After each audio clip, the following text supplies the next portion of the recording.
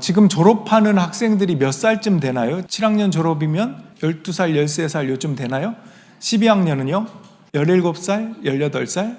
다윗의 17살 때 이야기를 좀 나누면 도움이 되겠다 싶어요. 오늘 졸업 예배를 맞이해서 우리 졸업생들과 또 우리 여기 있는 어른들도 마찬가지고 우리 매일마다 아침마다 새로운 시작이잖아요. 어제 졸업하고 또 새롭게 일어나서 눈 뜨고 하루를 시작하는 그런 면에서 하나님이 우리 모두에게 주신 말씀이구나 이렇게 받아들이면 좋을 것 같습니다. 여러분, 소년 다윗과 거인 골리앗의 싸움 알고 있죠? 만약에 제가 아주 어린이들에게 설교한다면 그럴 것 같아요. 어린이 여러분 안녕하세요. 조그만 다윗과 덩치 큰 골리앗이 있었어요. 어느 날 블레셋에 골리앗이 쳐들어왔어요.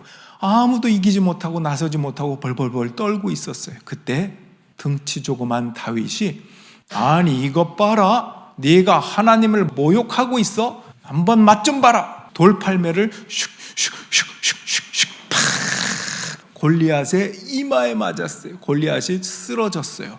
어린이 여러분, 여러분은 작지 않아요. 믿음이 있으면 큰 거예요. 거인 골리앗도 이길 수 있답니다. 할렐루야 하고 끝날 것 같아요. 자, 그런데 이제는 어린이를 지나서 중학생, 고등학생, 청년이 되어가는 이 시점에 믿음이라고 하는 것도 조금 더 다른 측면에 깊은 측면을 생각해 보면 좋겠다 싶어요. 이런 거죠. 그냥 막연한 것이 믿음일까? 막연한 자신감, 난 할 수 있어, 이게 믿음일까? 아무런 수고도 준비도 어떤 노력도 없이 하나님이 날 이기게 해주실 거야, 이러면 이게 믿음일까? 라고 하는 지점입니다.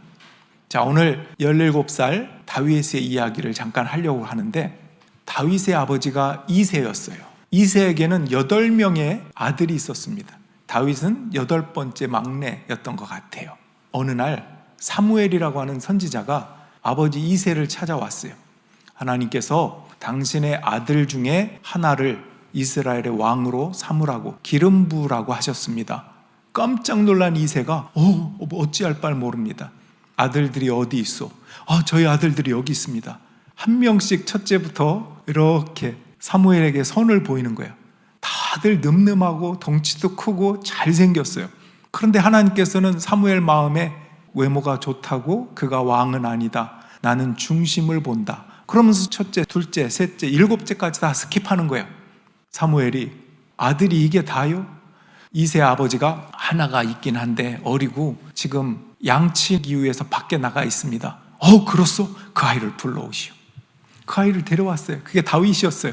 사무엘이 그 아이를 딱 보는 순간 조그맣고 보잘것없지만 그 마음에 하나님은 중심을 보신다고 하는 감동이 오면서 그 아이에게 기름을 부었어요.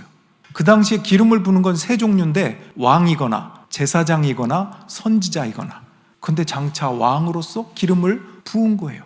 과연 어떤 중심에 뭐가 있었길래 하나님은 다윗을 선택했을까? 이제 때는 다윗이 17살이 된 때, 오늘 본문이에요. 블레셋 나라가 쳐들어왔습니다. 골리앗이 모든 이스라엘 장군들을 두렵게 만들었어요. 왜냐하면 덩치가 너무 컸거든요. 거인이었거든요.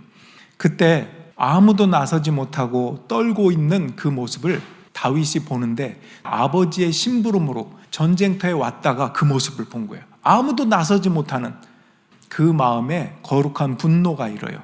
제가 나서겠습니다. 시끌벅적하게 됐어요. 그랬더니 사울 왕이 이게 무슨 소란이냐, 밖에 무슨 일이 있냐, 신하들이 다름이 아니라 조그만 녀석이 와서 자기가 골리앗과 싸우겠답니다. 무엇이라? 들여보내라. 너는 누구냐? 저는 아버지의 양을 치는 목동입니다. 뭐라고? 목동? 네가 무슨 주제에 나가서 싸워 이긴다는 것이냐? 그때 오늘 본문의 말씀이에요. 다윗은 말을 계속하였다. 사자의 발톱이나 곰의 발톱에서 저를 살려주신 주님께서 저 블레셋 사람의 손에서도 틀림없이 저를 살려주실 것입니다.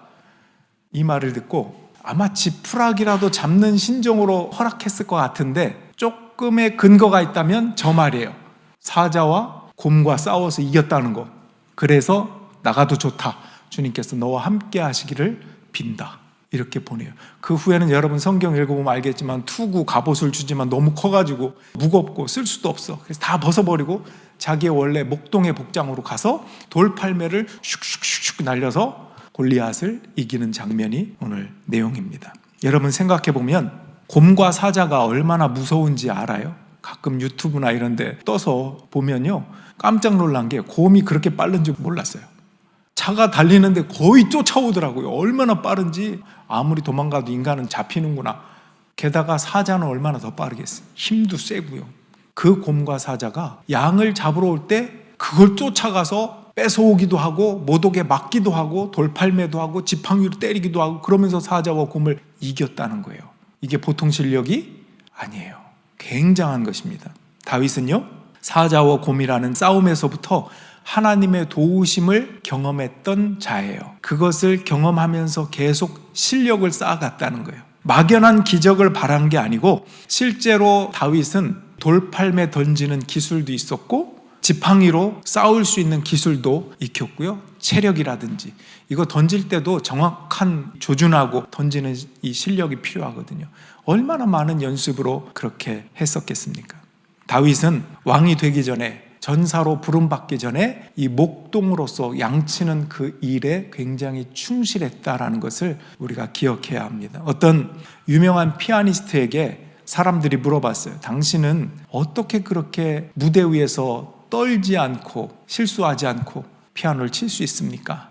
피아니스트가 대답해요. 많은 사람들이 제가 무대 위에서 연주하는 30분을 보지만 저는 무대 뒤에서 수천 시간의 연습을 했습니다. 그 연습과 실력이 나를 떨지 않게 하고 실수하지 않게 한다. 그런 다윗도 무대 뒤에 보이지 않는 곳에서 자기에게 맡겨진 하루하루의 성실함과 충성됨으로 애쓰고 수고하고 연습했다라는 거예요. 우리 그럴 수 있거든요. 냄새 나는 저 일을 나보고 하라고요? 양이 똥 싸놓고 한 거 저거 나 싫어요. 그럴 수도 있잖아요. 근데 다윗은 순종하는 마음으로 맡겨진 그 일을 충성했다라는 것입니다. 여러분, 하나님도 우리에게 얼마나 신실한지 몰라요. 십자가를 지시고 죄인은 우리지만 그래도 용서하시고 기다리시고 해를 주시고 비를 주시고 그 사랑을 신실하게 꾸준하게 성실하게 주시는 하나님. 그 하나님의 신실하심을 인간에게 적용하자면 인간의 충성이에요. 성실함입니다. 자, 마태복음 25장 21절 착하고 충성된 종아 내가 작은 일에 충성하였음에 내가 많은 것을 내게 맡기리니. 어마어마한 일에 충성하였으니까 내가 많은 일을 맡기겠다 아니에요. 작은 일에 충성했다 이렇게 얘기해요. 자, 두 번째로 누가복음 16장 10절 지극히 작은 것에 충성된 자는 큰 것에도 충성되고 지극히 작은 것에 불의한 자는 큰 것에도 불의하니라.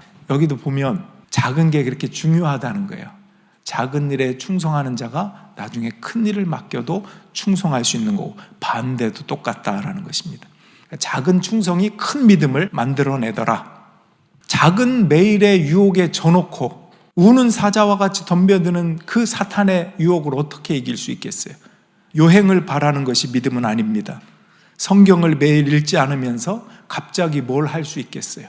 매 순간마다 말씀을 읽고 때로는 성경을 읽으면서 야 이게 도대체 무슨 뜻인지 모르겠다. 오늘은 스킵 덮어버려도 그게 훨씬 더 좋은 거예요. 아무것도 안 하는 것보다. 읽고 나면 그것이 나중에 이해가 되고 알게 되는 경험을 합니다. 매일 내 생각, 내 걱정으로 산다고 뭐가 되겠어요? 매일 하나님의 말씀을 읽는 편이 낫다. 그래서 졸업생들에게 오늘 성경을 선물로 준 거예요. 매일매일 꾸준하게 읽기를 바랍니다. 우리 오늘 본문 말씀 다시 보여주시고 주님께서 저 블레셋 사람의 손에서도 틀림없이 저를 살려주실 것입니다. 쌓아왔던 내 실력으로 이길 수 있어 이렇게 얘기하지 않았죠. 어떤 영성과 믿음이 있느냐? 실력은 쌓아왔어요. 실력은 실력대로 쌓으면서 겸손하게 주님께서 살려주시고 도와주실 것입니다. 이것이 믿음이에요. 다시 말해서 믿음 없는 실력은 교만이 되는 것이에요. 실력 없는 믿음은 무모한 것이 되는 것입니다. 다윗은 자기의 실력을 자랑하지 않았지만 하나님의 신실하심을 자랑했어요. 하나님을 높여드렸어요. 다윗은 처음부터 곰을 이긴 게 아니에요. 죽을 뻔하고 도망갈 때도 많았을 것입니다. 그러나 포기하지 않았어요. 자기에게 맡겨진 그 양치는 일을 성실하게 한 걸음 한 걸음 하나님의 일꾼이 되어갔다라는 것입니다. 여러분, 남을 원망할 것도 없어요. 내 인생 나의 몫입니다. 누구 원망하다가 인생 다 보낼 거 아니잖아요. 내 인생 주님 안에서 충성해 가는 것뿐이에요. 원망을 기쁨으로 바꾸는 것뿐입니다. 신실하신 하나님 앞에서 내가 그 삶을 살다 보면 충성된 삶을 살 수밖에 없어요. 이 시간도 하나님이 나에게 주신 시간이야. 하나님이 그 몸 버려 피 흘려 나에게 주신 이 시간을 내가 뭐하러 원망하고 누굴 탓하고 그러면서 살까? 사랑하면서 살고 기쁨으로 살고 은혜로 살아야지. 이게 진정한 믿음이다. 근데 우리는 이제 거기에 내용을 채워야 돼요. 하나님의 신실하심이라고 하는 그 신실하심을 닮아가는 충성으로 내 삶을 살아가는 것이 믿음의 내용이구나. 주어진 일에 성실하게 충성됨으로 살아야 되겠다. 나를 이끌어 가시는 하나님의 말씀을 읽으면서 들으면서 그 말씀대로 가고 싶다. 귀한 소원입니다. 우리가 한번 생각해 봅시다. 이제 졸업하고 새로운 출발하는 졸업생들, 우리 어른도 마찬가지예요. 여러분 친구들 중에 저 아이는 어디다 갖다 놔도 자기의 삶을 잘 살 아이야. 그런 아이가 있죠. 그런 친구가. 또 어떤 친구를 생각하면 저 친구는 불안불안해. 어디다 갖다 놔도 참 힘들 것 같아. 이런 친구가 있어요. 어떤 차이입니까? 매일에 주어진 삶에서 어떤 작은 승리를 이루어 왔는가, 이런 차이가 있다라는 것입니다. 중심을 보셨다는 게 바로 그런 거예요. 충성과 신실함. 자, 질문을 할게요. 딱 하나의 질문입니다. 나는 매일 작은 충성을 통해 하나님의 신실하심을 경험하고 있는가?